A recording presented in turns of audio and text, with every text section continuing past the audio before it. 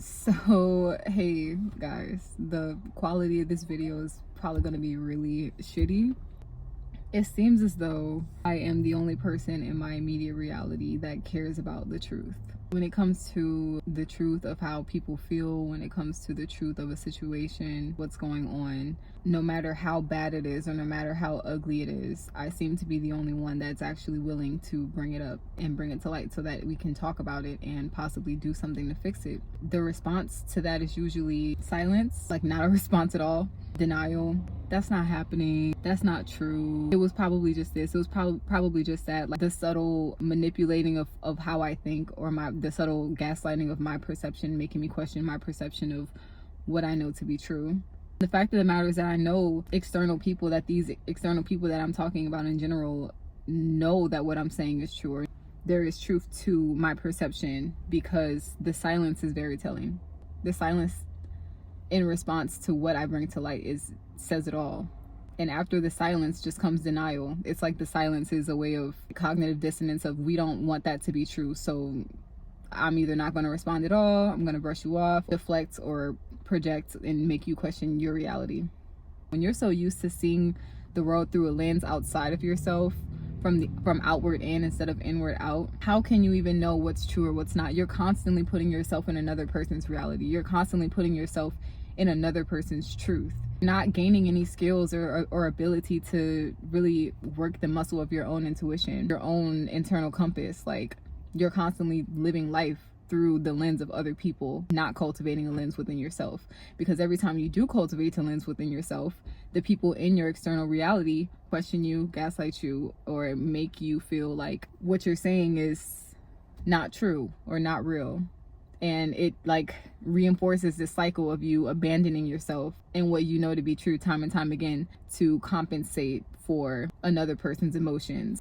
If the truth means that this person is gonna hurt from recognizing their own actions, then it's not worth it, because I don't want you to feel bad. So it's not even worth saying. But it's like, well, I feel bad. Do I not matter? Do I not count? Like, if the truth of a situation means that you have to take accountability for your actions, your own unknowing, your own unconscious behaviors or patterns, and you're not ready to do that, you decide to either act like it's not real, not there, paint me out to be a villain. It's just like, well, bitch, what the fuck does that leave me with? Especially when, if I didn't live for myself and I've been living for others, for you can't even validate my perspective. If you can't even meet me halfway in trying to validate my perspective or seeing how both things can be true at once or whatever, then at that point it really is essentially like I don't exist. And what happens when an empath gets to a point of feeling like they don't exist, of being constantly silenced? And not only are you silenced, but you don't have your own internal compass to lean on, or your own internal sense of self to really ground yourself in, which thank God I started cultivating that for myself, because something started dying in me a long time ago that did make me wake up and realize that I wasn't connected to myself or my own internal compass and how I view and perceive reality for myself, which is also what grounded me in the meditation and the yoga and everything, because yoga really is a practice and a journey to yourself within yourself. And the more I started seeing and practicing how to see the world from inward out, I started really realizing, like, damn, a lot of shit around me is not what it seems to be. A lot of shit around me is fucked up. I gotta start speaking on it. I gotta start doubling down on what I know to be true for myself, even if someone else doesn't agree.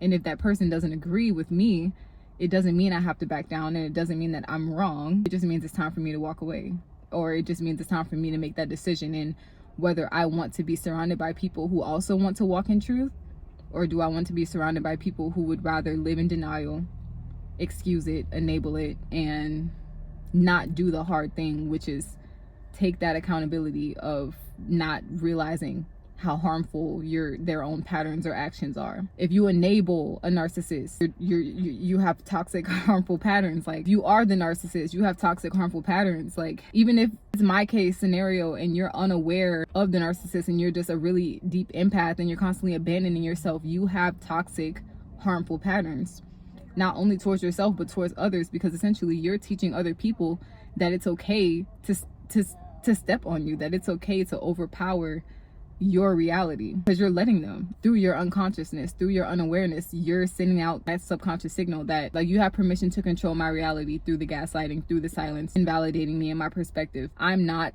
having any authority over myself. I gave up my own internal authority for your emotional needs at the expense of my emotional needs, at the expense of my stability. And the thing that really messes me up, also really holds a lot of empaths back in recognizing this straight fact of being really isolated in your truth. We also tend to subject ourselves to all of these ideas that reinforce not listening to ourselves. Those videos and things of, don't be friends with the person that doesn't have friends. They don't have friends for a reason. Or don't listen to the person that's always saying something negative about somebody else. Like, there is some truth to that, but it's not the full truth. Sometimes you really are the only person in a room that is seeing the truth. Sometimes you really are the only person in a room that is speaking on the things that need to be spoken on. And some people are going to perceive that as shit talking. But other people who know what is real are going to perceive that as someone speaking the truth, as someone being isolated in the truth, as the only person that's willing to recognize that truth. That happens. That's actually the case way more than this one person is isolated because they're simply toxic. No, most toxic people are the people that have hella friends, are the people that have hella connections, because they know how to get what they want. They know how to get what they want from people. They know how to play the game. It's the people who are isolated and alone majority of the time who are the people who are scapegoated, discounted, invalidated, and made out to seem like the problematic one. The truth seekers, it makes you not want to embrace the truth, because who wants to embrace the truth if they're the only one that can see it? In a way, it's kind of like, well, what is there to even embrace? In a philosophical kind of way, what is there to embrace if it's not being recognized? That's where your own self-value comes in and self-worth comes in, because you are worthy enough to be that sole recognition of that truth.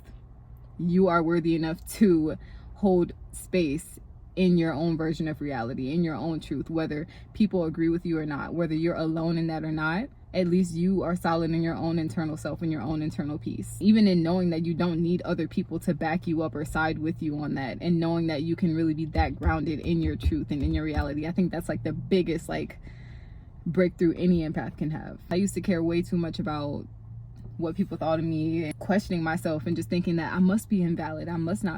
My truth must not be, worth anything, because no one's ever sided with me in my truth. No one's ever made me feel worthy in my truth. The gag is, no one is going to ever respect you, value you, or see you as worthy if you don't see yourself as worthy, if you don't respect yourself, if you don't value your own truth. And that's what a lot of us empaths don't do, because we're constantly isolated and abandoned and scapegoated through people who would rather just uphold the lie, just to not face the harsh truth of the reality. I'm so used to saying, I hope this makes sense, but I'm actually at a point where I know that this makes sense. And whoever relates is going to relate. Whoever this is meant to find is going to find them. I don't know. I don't have too much to say else about it right now. I'm going through a hard time, but I also feel like I've been mentally prepared for a while for this hard time. It is way easier for me to be grounded through it.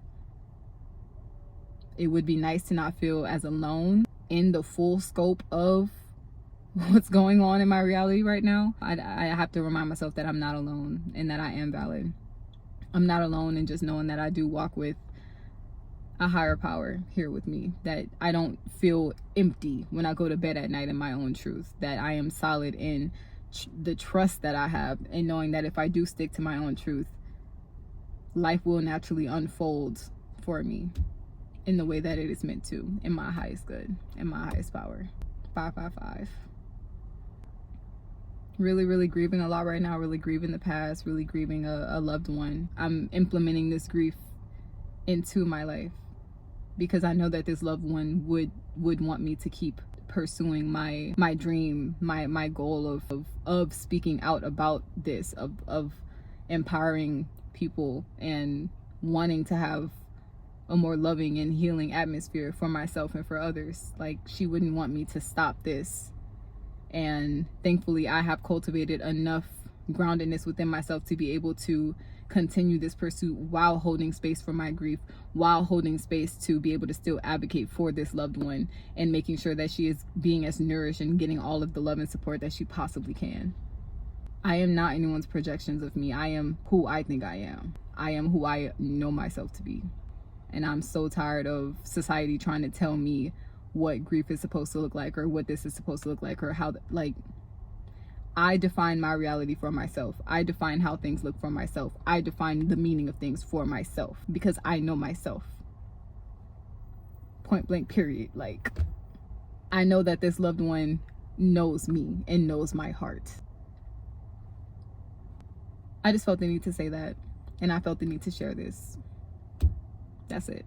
I'm about to go in this coffee shop, journal a little bit, probably edit this video, and yeah, get back to making videos again, because if anything, I feel more inspired now than ever. So constantly on the journey of evolution, constantly on the journey of self-love and growing and striving to be the best person that I was meant to be, and sharing that with others, and being loving and being an example of what I want to see in the world, truly. Even if it's not perfect, the integrity is rooted in the constant striving to be. So that's it. That's all. I will I don't know, maybe get back to you with a different video another time. These aren't scheduled. I just follow my heart on when it's meant to, on when I'm meant to share. But peace, love, and everything in between. I'm out. Bye.